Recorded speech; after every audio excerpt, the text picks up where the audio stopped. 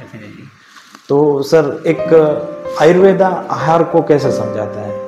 आयुर्वेदा के कॉन्सेप्ट में हम देखें तो आहार को वो आयुर्वेदा कैसे समझाता है? ओके, आयुर्वेद के अंदर देखिए हर एक जो आहार द्रव्य है जो प्रकृति में मौजूद है, फिर हम उसमें हल्दी की बात करें या गेहूं की बात करें या पानी की बात करें या दूध की बात करें या घी की बात करें, इन सभी चीज़ों को समझने के लिए आयुर्वेद की अपनी एक एकदम सचोट एक ज्ञान की पद्धति है जिसे हम कहते हैं, जिसमें काफ़ी चीज़ों का समन्वय है। जैसे कि आहार का रस, जैसे हमें पता है कि षड रस यानी 6 रस होते हैं, मधुर, अम्ल, लवण, कटु, तिक्त, कषाय। तो ये 6 रसों की अपनी अपनी क्वालिटी है, अपने अपने गुण हैं। तो उस गुण का रेप्लिकेशन हम उस आहार में देखते हैं।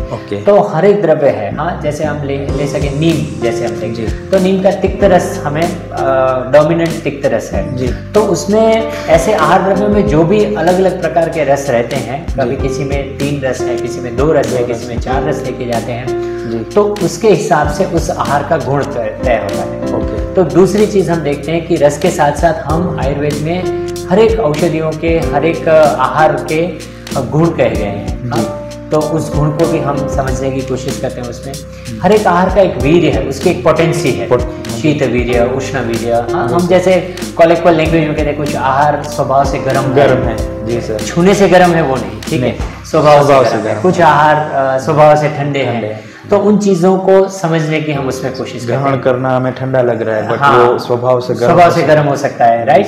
फिर कुछ विपाक एक शब्द है, एक टर्म है कि विपाक यानी वो आहार हम ले लेंगे, उसके बाद डाइजेस्टिव सिस्टम पे उसका कैसा इम्पैक्ट रहेगा।